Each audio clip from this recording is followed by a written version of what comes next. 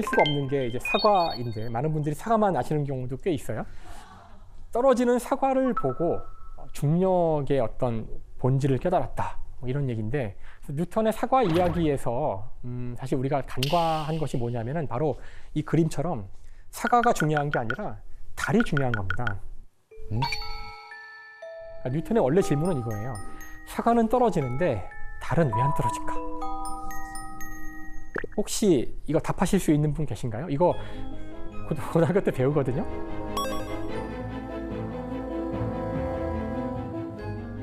사과는 그 중력의 영향을 받고 그리고 달은 멀리 있어서 중력의 영향을 안 받아가지고. 아, 달과 지구가 갖고 있는 중력이 딱 상쇄되는 지점에 거리에 놔 있기 때문에 서로 붙지도 떨어지도 않고 이렇게 도는 거 아닐까요? 다양한 이론들이 나오고 있는데요. 이게 쉽지 않은데 일단 달이 왜 안 떨어질까? 사실 이 정도의 질문은 이미 옛날 사람도 했어요. 저건 왜 안 떨어지지? 정말 이상했을 거예요. 그래서 아리스토텔레스는 그 이원론이라고 하는데 우주를 둘로 나눠서 이 문제를 해결해요. 우리가 사는 이 지상의 세계와 저 하늘의 천상의 세계는 다르다는 전제를 하는 거예요. 그래서 이 지상의 물질들은 4원소로 되어 있지만 천상의 물체는 제5원소인 에테르로 되어 있고 지상에서는 그 운동의 원인이 있어야 되고 뭐 운동이 자연스러운 곳으로 가야 되고 이런 말을 했잖아요.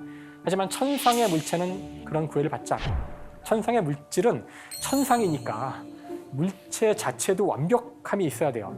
고대 그리스의 완벽함이란 완벽한 수학적 도형이란 뜻이에요. 달은 완벽한 구형이고 태양도 완벽한 구형이고 이들의 움직임은 완벽한 원을 따라 움직이는 시작도 없고 끝도 없는 영원한 운동을 한다는 거죠.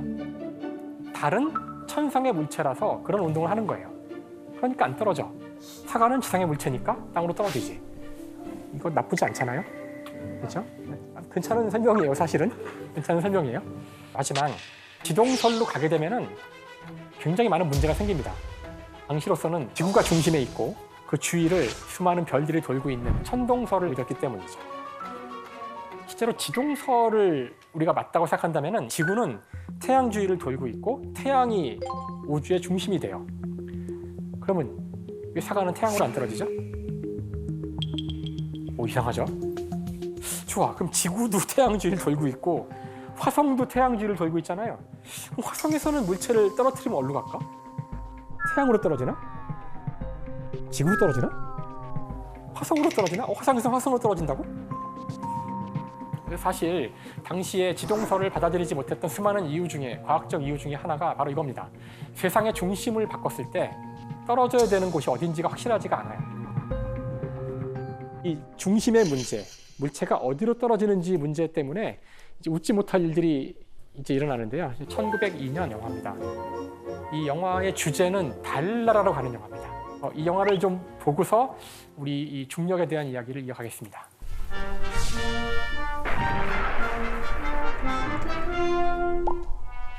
오.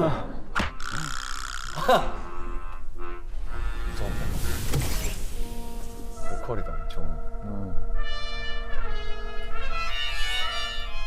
팀버튼 느낌인데 약간 팀버튼 느낌. 귀여워.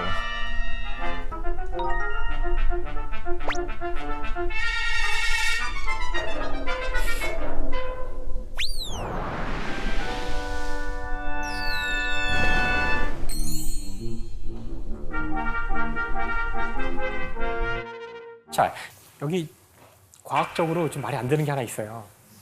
혹시 찾아내셨나요?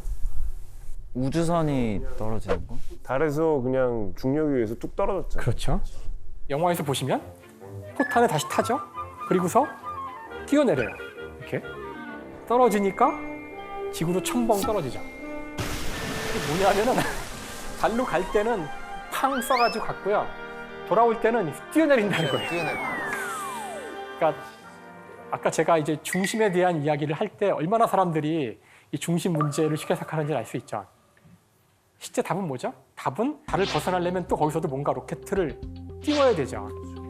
근데 이제 이 지구에만 있는 사람들은 하늘에 있으니까 갈 때는 쏘고 올 때는 뛰어내리고.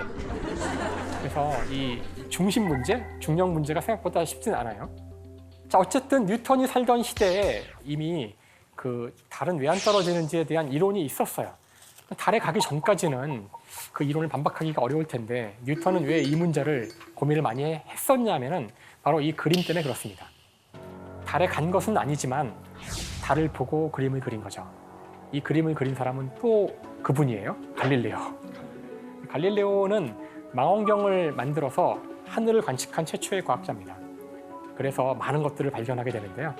달을 보자 여기 보신 것처럼 울퉁불퉁한 표면이 보이잖아요.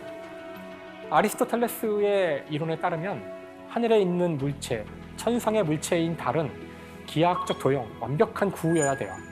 흠집 하나 없는. 하지만 울퉁불퉁한 돌덩어리였던 거죠. 벌써부터 뭔가 머릿속에 균열이 생기는 거죠. 이거 틀렸구만. 그렇죠?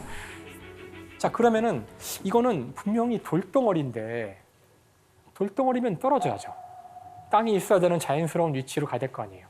그래서 여기서 이제 중요한, 항상 그렇지만 이 과학에서 중요한 것은 답보다 질문일 때가 많아요. 질문을 잘하면 답은 언젠간 나옵니다. 근데 질문을 잘못하면 100년, 200년 지나도 답이 안 나와요. 질문이 틀렸기 때문이죠.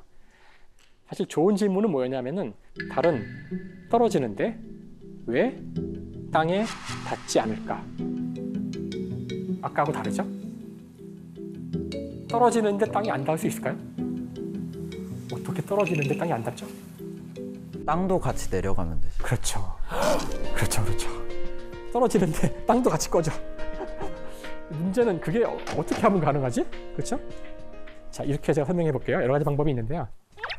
제가 만약에 오늘 제 지갑이 고생하네요.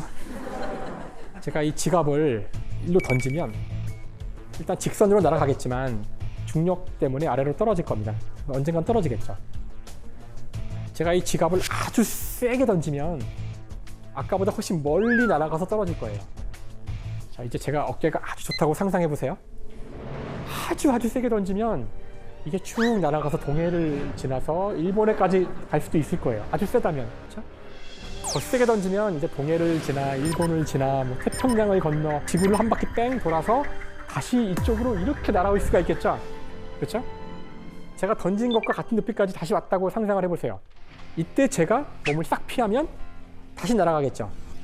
어떻게 될까요? 똑같은 경로를 지나서 다시 원위치로 올 거예요.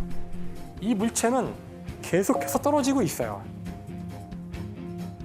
좀 세게 던진 것밖에 없죠. 하지만 땅이 안 닿고 있잖아요. 사실 물체는 직선으로 던졌을 때 등속 직선 운동을 해서 일로 가야 돼요. 하지만 이렇게 꺾인다는 것 자체가 중력의 영향을 받고 있는 거죠. 떨어지고 있는 거예요. 자, 떨어지고 있는데 왜 땅이 안 닿죠? 왜냐하면은 사실은 땅이 꺼지고 있는 거죠. 땅이 꺼지는 게 아니라 지구가 둥근 거예요. 지구가 둥글어서 그만큼 떨어진 만큼 계속 땅에 안 닿는 만큼 간격을 항상 유지하고 있는 거죠. 저는 이거 처음 깨달았을 때 막 전율이 막 와, 이렇게 멋있는 답을. 그렇잖아요. 서양의 위대한 철학자들이 제5 원소로 돼 있다고 얘기하고 지상과 천상, 저기는 신들이 사는 세상이라 안 떨어진다고 했는데 뉴턴은 그게 아니라 사과하고 똑같은데 떨어지고 있는 거야. 하지만 땅에 안 닿는 조건이라서 안 떨어지는 거야. 진짜 멋있죠. 그래서 이렇게 천상과 지상을 하나로 통합한 겁니다. 천상의 운동을 설명하기 위해서 천상계를 도입할 필요가 없어요. 하늘에 있는 모든 별들은 사실 F는 ma와 중력에 따라서 사과와 똑같이 움직이고 있지만 단지 원운동을 할 조건이 됐을 뿐이죠. 이렇게 신이 존재할 수 있는 공간을 없애버린 겁니다. 그러니까 F는 ma는 정말 많은 일을 한꺼번에 했어요. 자, 그럼 이제 F는 ma가 갖고 있는 또 하나의 이제 수학적 측면을 보여드릴 텐데 여기에도 심오한 어떤 그 철학적 의미가 있어요. 자, F는 ma라고 제가 쓰면은 이건 되게 정겨워 보이기도 해요. 내가 알고 있는 알파벳들로 돼 있잖아요. 근데 제가 F는 ma의 진짜 모습을 보여드리면 아마 소스라치실 분도 계실 텐데요. 자, 보여드리죠. 이게 나왔을 때 이렇게 좋아하시는 분은 본 적 없어요. 사실. 그렇죠? 네. 아, 그렇지. 내가 이래서 물리를 싫어했지 하면서 F는 MA 어째 재밌더라. 잠시 잊어먹고 있었습니다. 그렇죠. 잠시 잊고 계셨죠? 네. 이게 정체를 보여드린 건데요. 사실 A라 그랬을 때 A는 속도의 변화인데 그걸 정확히 수학적으로 표현하면 속도의 시간 미분입니다. 아 그래 미분 그렇죠? 우리에게 필요한 건 사실 엄밀하게는 위치예요. 어디에 있는지를 알아야 되는 거잖아요. 이와 같이 미분으로 쓰여진 식으로부터 x를 끄집어내는 과정을 미분의 역과정인데요. 적분이라 그래요. 뉴턴은 F는 ma를 만들 때 아예 미적분도 같이 만들었어요. 패키지로. 정말 대단한 사람이죠. 미분을 이해하려면 극한을 알아야 되고요. 극한을 바로 도입할 수 없어서 수요일부터 배우자. 다음에 이것들의 해는 이제 그 실제로 적분에서 구해보면 1차 함수, 2차 함수, 3차 함수, 사인, 코사인 같은 게 나와요. 여러분이 고등학교 때 배웠던 수학의 80%는 바로 이 F는 MA 때문에 배운 겁니다. 이런 뉴턴? 뉴턴! 그렇죠. 바로 뉴턴이 아니었으면 여러분 고등학교 수학의 한 절반이 날아가요. 자, 그래서 쉽진 않지만 이 식이 갖고 있는 제가 의미를 맛보게 해드리려고 하는데요. 맛보고 싶지 않다고요? 자, 보여주세요. 뭐야 저게? 근데 물리학자가 나온 이상 수식이 안 나올 수는 없어요. 이게 우리 언어인데 어떻게 하겠어요?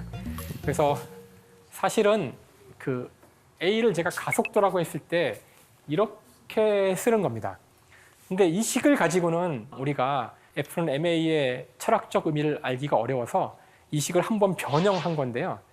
바로 이 식이 뭘 뜻하냐면은 0초일 때의 속도를 알면 1초일 때를 알게 된다는 뜻이죠. 따라서 1초일 때 알면 2초 알고 2초일 때 알면 3초 알고 점점점점. 이걸 이제 고등학생들은 이걸 점화식이라 그러고요. 다음에 컴퓨터 사이언스 하시는 분들은 이걸 알고리즘이라 그래요. 무슨 말이냐면은 F는 MA에 들어있는 진정한 뜻이 뭐냐면 어느 한순간 물체의 위치와 속도를 알면 그 다음 순간이 이런 알고리즘에 따라 자동으로 결정된다는 거죠.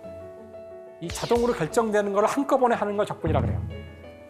바로 우주를 기술하는 우주의 모든 점들이 움직이는 그런 알고리즘이 F는 MA인데 F는 MA가 지금 보여드린 것처럼 어느 순간의 위치와 속도가 그 다음 순간의 위치와 속도를 정해주는 식으로 되어 있다는 뜻은 우주는 저 규칙에 따라 자동 작동하는 더 이상 누군가의 개입이 필요하지 않은 자동 작동 기계란 뜻이에요.